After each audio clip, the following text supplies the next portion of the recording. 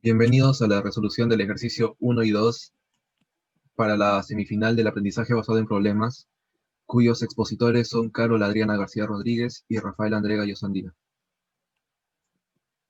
El índice que seguiremos para la resolución de los problemas será primero leer el enunciado para identificar los datos e incógnitas y así plantear una estrategia de solución, la cual ejecutaremos y finalmente evaluaremos los resultados obtenidos.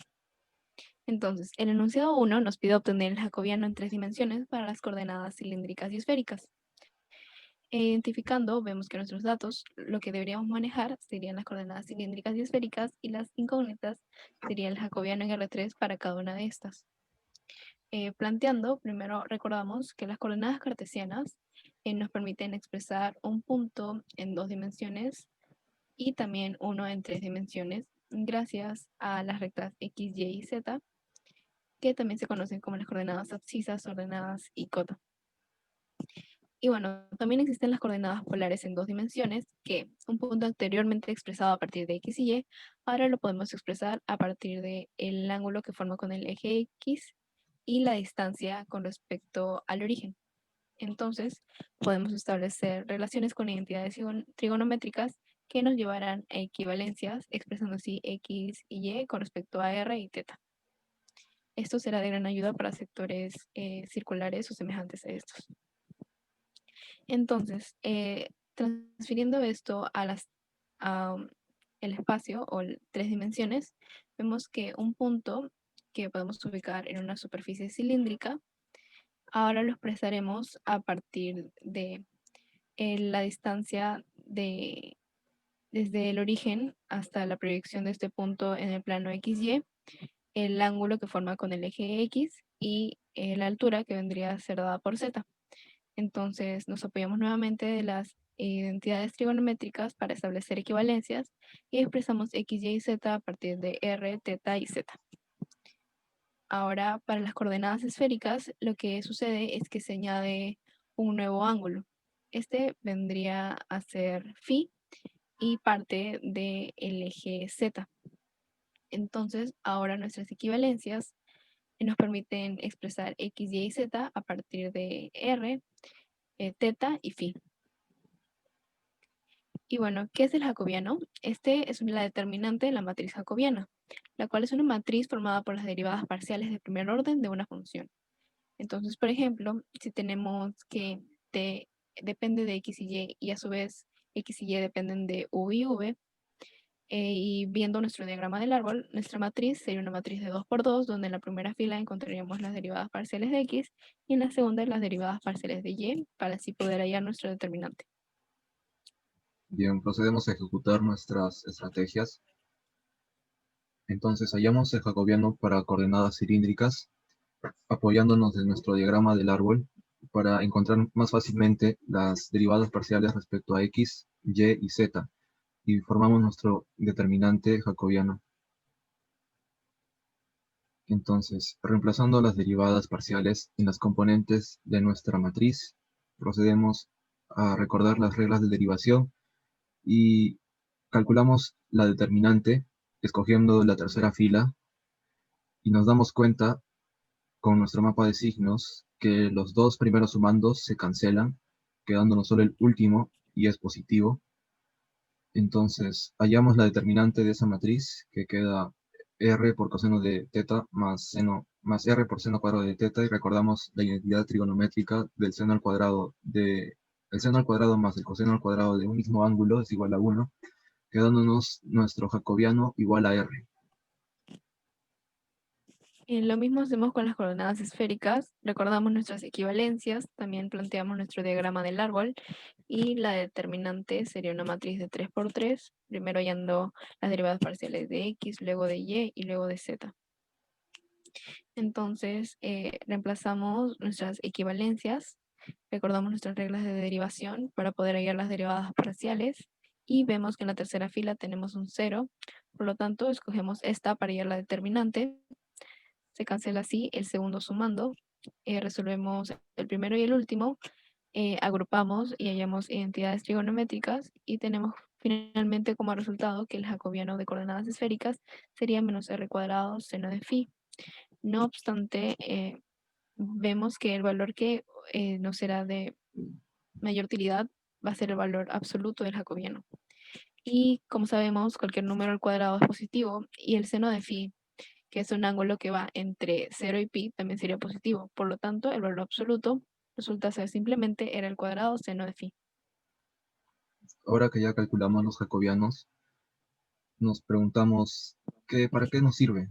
Esto nos sirve para realizar cambios de variables en una integral, modificar la integral convenientemente y convertir una región compleja a una más simple. Por ejemplo, el diferencial de área viene a ser el jacobiano por el diferencial de la primera variable por el diferencial de la segunda variable. Entonces, si quisiéramos cambiar variables en una integral de dos variables, solamente reemplazamos los componentes de la función por la función que depende de la otra variable y sin olvidarnos de multiplicar por el factor jacobiano. Entonces, en este caso, la integral con cambio de variables a coordenadas cilíndricas, nomás sería reemplazar las coordenadas rectangulares por coordenadas cilíndricas, sin olvidarnos de colocar también el factor jacobiano que es r, y también si quisiéramos cambiar variables en una integral a coordenadas esféricas, solamente reemplazamos las coordenadas rectangulares por coordenadas cilíndricas, por coordenadas esféricas, sin olvidarnos de multiplicar el jacobiano que es r al cuadrado por seno de phi. Y bueno, lo mencionado anteriormente también lo podemos ver en estos gráficos, siendo así que geométricamente el valor absoluto del jacobiano actúa como un factor de escala de una transformación de la región, ya sea de área o volumen. En este caso, como hablamos de coordenadas en 3 dimensiones, establecemos nuestra diferencial de volumen y vemos que esto sería igual a las diferenciales para cada una de nuestras variables, pero se ve que en cada caso están multiplicadas por el valor absoluto del jacobiano. En el enunciado 2 nos dice, calcule el centro de masa y los momentos de inercia para una lámina en la forma de un triángulo isósceles con lados iguales de longitud A, si la densidad en cualquier punto es proporcional al cuadrado de la distancia desde el vértice opuesto a la hipotenusa. Entonces, identificamos los datos, que es un triángulo rectángulo isósceles y también una relación de proporcionalidad de la densidad. Y también reconocemos las incógnitas, que es el centro de masa, el momento de inercia respecto a X, Y y al origen. Entonces planteamos nuestro problema. Tenemos un triángulo rectángulo isósceles y nos dice la condición de proporcionalidad, que la densidad es proporcional a la distancia desde el vértice opuesto a la hipotenusa. Entonces recordamos la ecuación de la distancia entre dos puntos. Entonces despejamos la raíz, nos queda d al cuadrado es igual a la suma de los cuadrados de x más y despejando la distancia y reemplazando nos queda la densidad es igual a la constante por x al cuadrado más y al cuadrado. El centro de masa, su significado físico es el punto de un cuerpo que se comporta como si toda la masa del cuerpo se concentrara en este. Y para hallar este centro de masa, la primera coordenada de este punto es igual al momento en y sobre la masa y la segunda coordenada es igual al primer momento en x sobre la masa.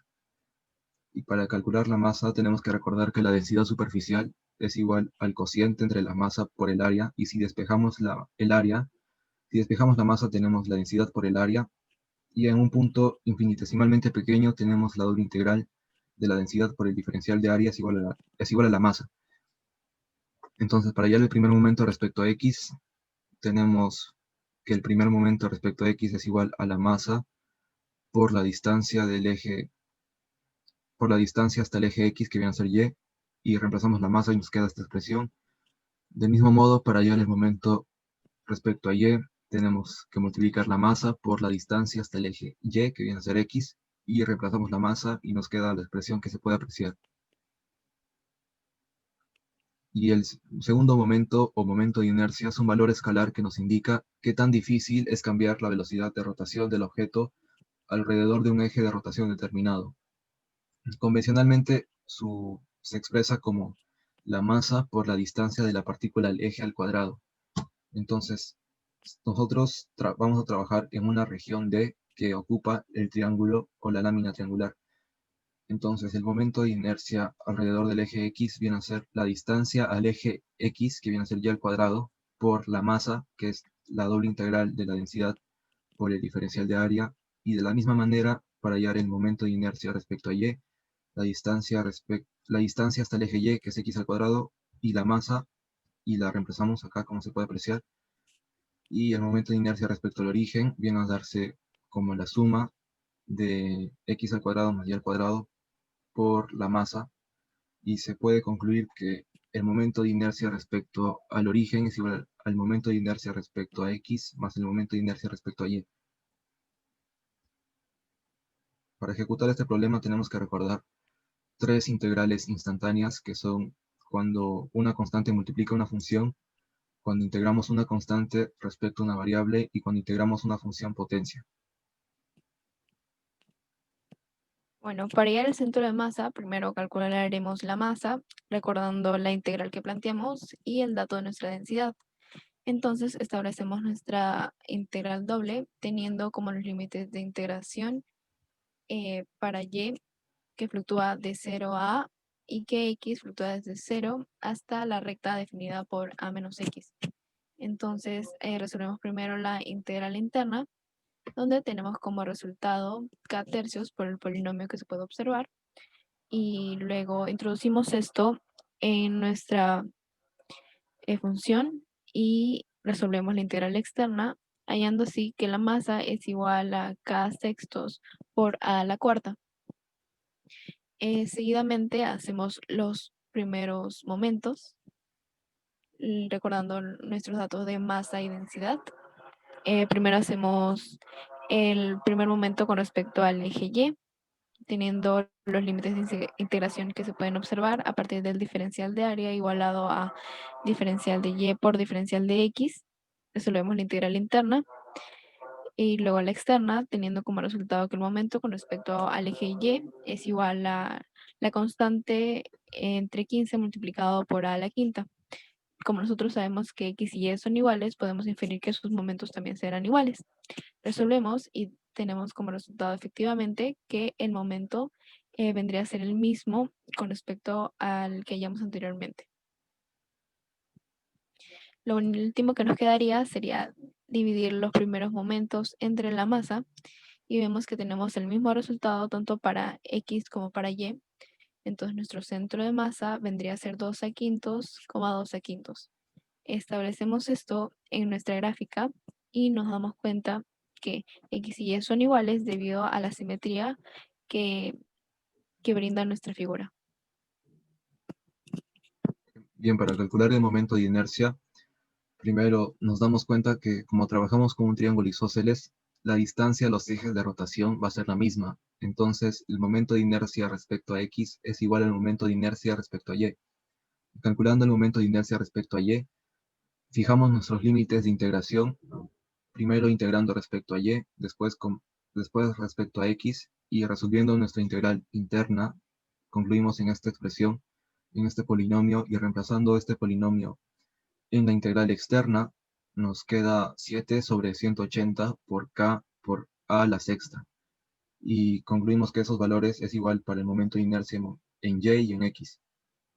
Y dando la forma a la fórmula convencional, el momento de inercia respecto a Y es 7/30 de la masa por el radio al cuadrado, y el momento de inercia respecto a X es igual a 7/30 por la masa por la distancia al cuadrado.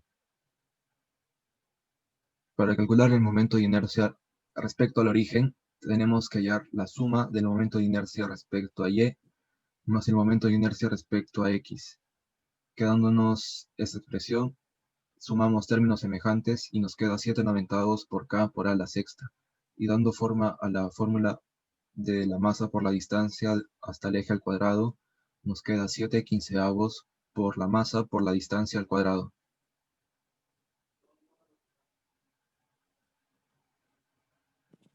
Y bueno, evaluando nuestros resultados, encontramos el centro de masa con X y Y iguales debido a la simetría, y tenemos que los momentos de inercia con respecto al eje X y al eje Y son iguales, y a su vez estos resultan ser menores que con respecto al origen.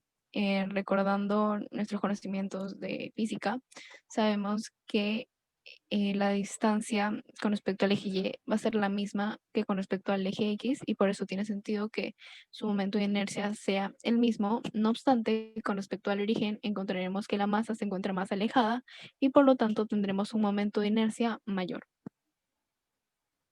Y eso sería todo. Gracias.